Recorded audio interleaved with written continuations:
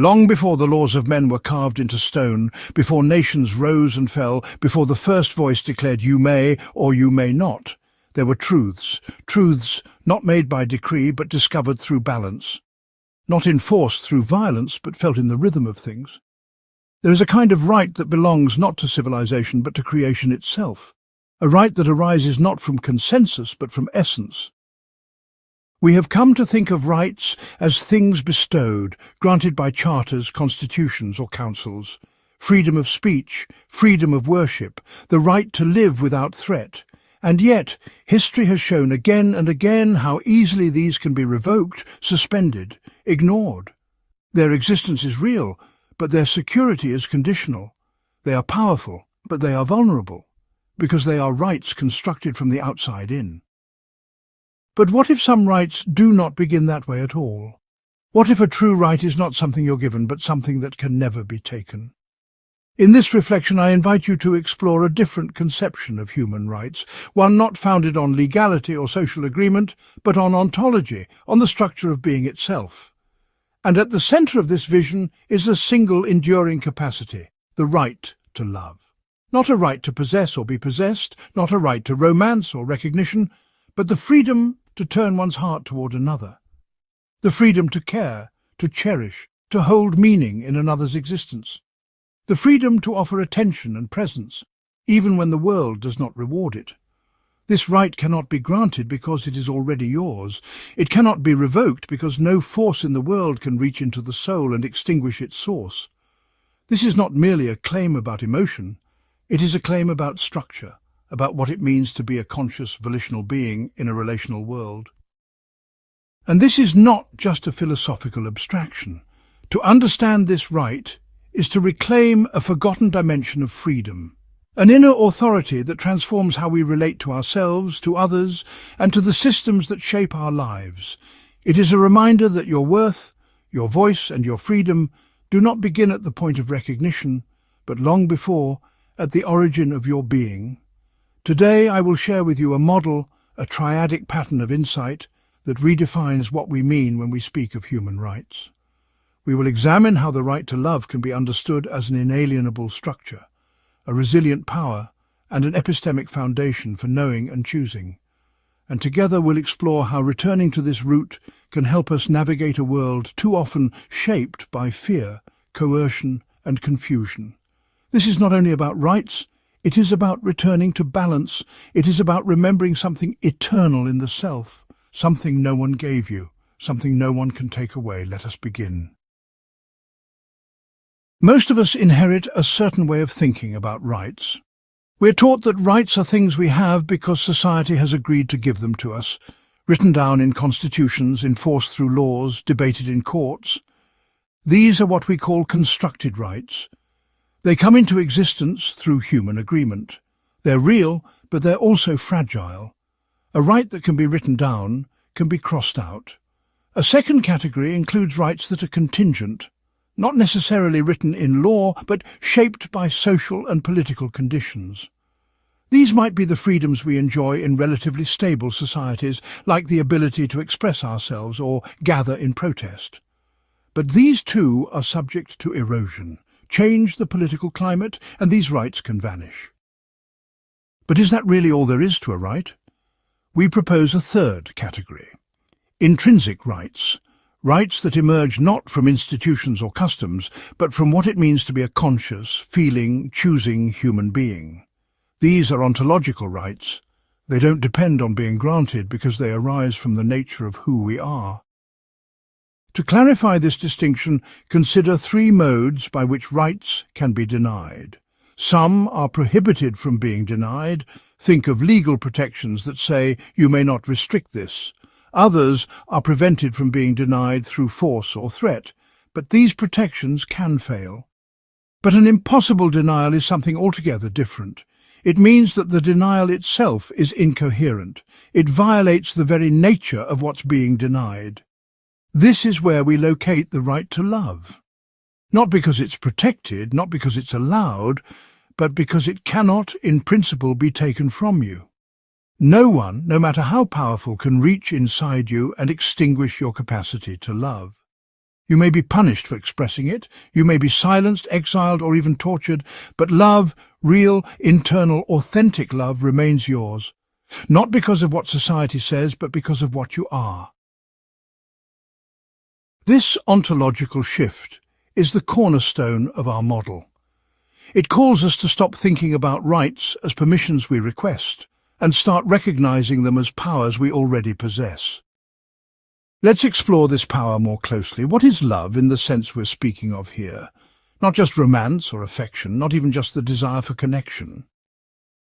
We're talking about love as a volitional capacity, the internal ability to care, to commit, to affirm the value of another being. And when we analyze this capacity, we see that it has three crucial features. First, internality. Love arises from within you. It's not implanted or commanded. It wells up from your own perspective, your own lived experience. Even when it's shaped by another's presence, the experience of loving is yours alone. That's why, even in total isolation or under intense oppression, people still report loving their children, their memories, their ideals. Second, volitionality. Love is not purely instinctual. You can't be forced to love. You may act in loving ways for fear or duty, but feeling love cannot be commanded, nor can it be fully stopped. Even when we try not to love someone, because it's difficult, painful, or dangerous, love can persist. In this way, love is an expression of deep inner freedom. And third, irreducibility. Love cannot be reduced to behavior, chemicals, or evolutionary function. It can be modeled, explained, imitated, but never fully captured. You know this when you've been on the receiving end of fake affection. The gestures are there, but something's missing. What's missing is the authentic, subjective presence of love. Now consider the limits of external interference. Love can be simulated, we can pretend, it can be suppressed, we can hide it, deny it, fear it, but it is ultimately unreachable. No law, punishment, or social force can reach into the interior of your heart and erase your capacity to love. Think of the resilience this implies. In concentration camps, people continued to love. In solitary confinement, parents imagined their children and felt devotion. In the face of injustice, many have chosen to love their enemies not out of passivity, but from a deep, unshakable inner strength. This is why we say the right to love is inalienable, because it's not something we do under permission. It's something we are always capable of by the very fact of being human. So far, we've spoken of love as a capacity and a right, but what if love is also a way of knowing? We tend to privilege thought, cognition, as the foundation of knowledge. Descartes famously said, "I think, therefore I am." But what if that's not the full story? Let's consider a triad of ways of knowing. First, there is thinking, the rational, analytical mind. It's precise, systematic, powerful, but it can be cold. It doesn't tell you what matters, only what is. Second, there is valuing, the capacity to care. Before we reason about what to do, we feel what is meaningful. We don't seek knowledge neutrally, we seek it because we care. This caring directs our attention, frames our priorities, shapes our understanding. And third, there is loving, which combines knowing and valuing into a profound openness. When we love, we don't just observe reality, we enter into relation with it. Love commits us, involves us, makes us vulnerable. It's not detached knowledge, it's participatory. This is more than poetry. Neuroscience now supports the idea that emotion shapes perception and cognition. We don't learn about the world through thought alone, we engage it through feeling. And love is perhaps the most comprehensive and generative of feelings. But this understanding is under threat. The modern world often tries to reduce our inner life. The mechanistic view sees us as machines, input, output, no mystery. The behaviorist view reduces love to reinforcement patterns, just dopamine and training. The objectivist view dismisses anything that can't be measured, as though what we feel inside isn't real unless it's visible on a scan. But none of these can account for what love really is. Ask yourself, when have you felt that someone truly saw you, not just as a function or a label, but as a full person? That feeling comes from love. And when you offer that presence to someone else, you're not just relating, you're knowing them in a way no algorithm ever could. This is why love is not just a right. It's a foundation for how we experience and understand reality. It is a radical form of knowing with, rather than knowing about. Now that we've grounded the right to love as an inner capacity, uncoercible, self-originated and foundational to knowing, it's time to ask, how does this compare to other rights we commonly talk about? We live in a world where rights are everywhere. Rights to privacy, to healthcare, to education, to expression. These are all deeply important, but they are not all the same. If we're going to think clearly about human rights, we need a way to distinguish between what's truly fundamental and what is socially or politically contingent. So let's consider three categories. First, there are revocable rights. These are entirely constructed. You have them because someone says you do, and they can be taken away just as easily. Think of things like driving privileges or regulatory protections. Valuable, yes. Fundamental, no. Second, we have enforceable rights. These are more robust, like the right to vote or to own property. They're often enshrined in law and supported by institutions, but still they're dependent. Remove the legal or social structure and the right loses its force. You may believe in it, but belief alone can't guarantee its reality. And then there are uncoercible rights, and this is where our model takes root. These are the rights that exist regardless of recognition, enforcement or power. They don't depend on society because they originate in the structure of subjectivity itself. Here, we return to love. Love doesn't require permission. It doesn't rely on institutional support. It can't be revoked by decree. And crucially, its denial is not even coherent in the deepest sense. You can no more deny a person's right to love than you can deny their capacity to think or to feel. You can suppress the expression, yes, but the capacity, it's beyond your reach. This becomes especially important when we test the ontological status of a given right. Some rights are removable, cut them off, and they're gone. Others are suppressible. They can be blocked or minimized, but they still depend on external conditions. But a truly inviolable right is one that cannot be taken, not because of legal defense, but because of existential structure. This gives us a minimalist but powerful standard. If a right can be removed, it is not fundamental. If it can be suppressed, it may be important, but it is not inalienable.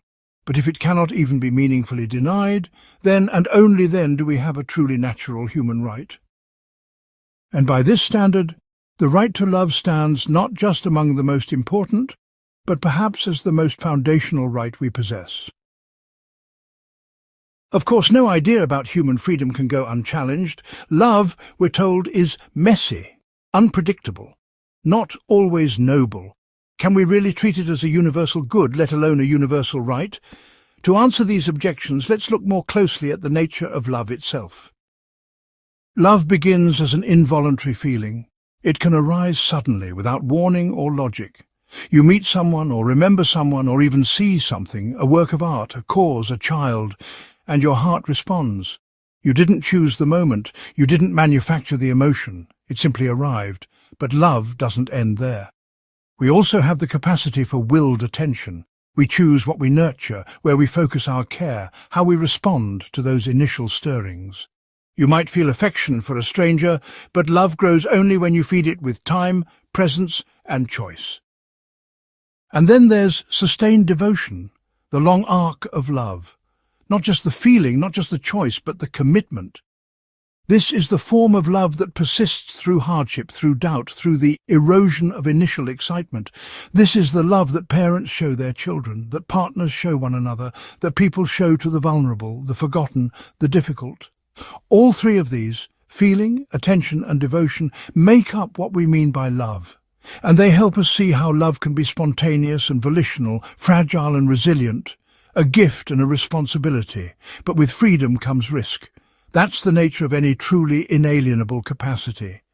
Love can be misused, twisted into control or obsession. It can become ambiguous, driven by unconscious needs, hidden fears, unresolved wounds. And yes, it can even be destructive, hurting ourselves or others in the name of care. These are not flaws in love. They are the price of freedom. To be truly free means that your love is real, not programmed. And anything real carries risk. But would we give up love to avoid its dangers? Would we trade our most vital freedom for safety? Most of us intuitively say no, because the capacity to love is not just one freedom among others, it's the freedom that gives our other freedoms meaning. So where does this all leave us? Let's bring the whole model into focus with 3 core affirmations. First, the right to love is uncoercible. It cannot be forced into being, and it cannot be erased. No matter the circumstances, your inner capacity to love remains yours. Second, it is self-originated. Love arises from within. It is not granted by society, not installed by nature like a reflex, and not imposed by external scripts. It is the expression of your subjective freedom. And third, love is epistemic. It is a mode of knowing. To love is not merely to feel, but to understand, to attend, to perceive with depth and presence. It is a way of relating to the world that brings meaning and clarity, not in spite of its emotionality, but because of it. And this brings us to the final implications for our understanding of human nature. We are, first and foremost, non-objectifiable. You are not a sum of data points. You are not a machine, a pattern, a profile. You are a living, breathing centre of perspective, capable of care, and that makes you irreducible. You are also pre-legal. Your rights do not begin when someone writes them down. They do not end when institutions fail. The law may recognize your rights, but it does not create them. And above all, you are radically free. Not in the shallow sense of doing whatever you want, but in the deeper sense of possessing the power to choose what you love, to act on your care, to create meaning in a world that cannot give it to you. This is what it means to say the right to love is not just a good idea, it is a truth of being, it is a foundation, it is a model. So, what does it mean to live in alignment with this right? What does it mean to carry this model not just in mind, but in motion? It means recognizing that your most essential freedom is not one that can be defended at a border, or negotiated in a contract, or argued into law. It lives in you. It is older than your name, deeper than your roles, untouched by permission. It is the quiet but indestructible power to love. Even when the world speaks against you, you can love. Even when you are unseen, unheard, or exiled, you can love. Even when you are betrayed, forgotten, or silenced, the current of love still flows within you. And that is the beginning of everything. When we internalize this truth, we reclaim a sacred order, not imposed by force, but expressed through freedom. We stop anchoring our identity in what we are allowed to do and begin anchoring it in what no one can take. We understand freedom not as license, but as alignment with the part of ourselves that remains untouched, even in suffering. This model does not deny injustice, it names its limits. It reminds us why oppression wounds us so deeply, because it strikes at something sacred. But it also shows us where injustice fails, because no system, no matter how total, can erase the flame that flickers within. To live the right to love is to begin from the interior, from the uncolonized space of your own being, from the power to care, to connect, and to create value even when all else collapses. It is a strength that does not need spectacle, a resistance that does not require violence, a sovereignty that begins in stillness and radiates outward. It also changes how we see others, not as enemies or obstacles or identities to decode, but as bearers of this same power. Each of us is a being with the capacity to love, and thus each of us is already free in the most meaningful way. When we see this in others, we begin to treat them not as problems to solve, but as centers of meaning, fellow travelers in a shared rhythm. The right to love is not just one right among many. It is the original resonance from which the others arise. It is the seed of value, the first motion of freedom, the most intimate form of truth. This is not merely a belief to hold, it is a measure to live by, a balance to return to, a truth to inhabit. So live it. In your darkest hours, remember that your capacity to love is beyond reach. Let it ground you, guide you, and regenerate you. Let it shape how you speak, how you fight, how you heal, and how you see. And let it become not only the beginning of your freedom, but the shape of your life.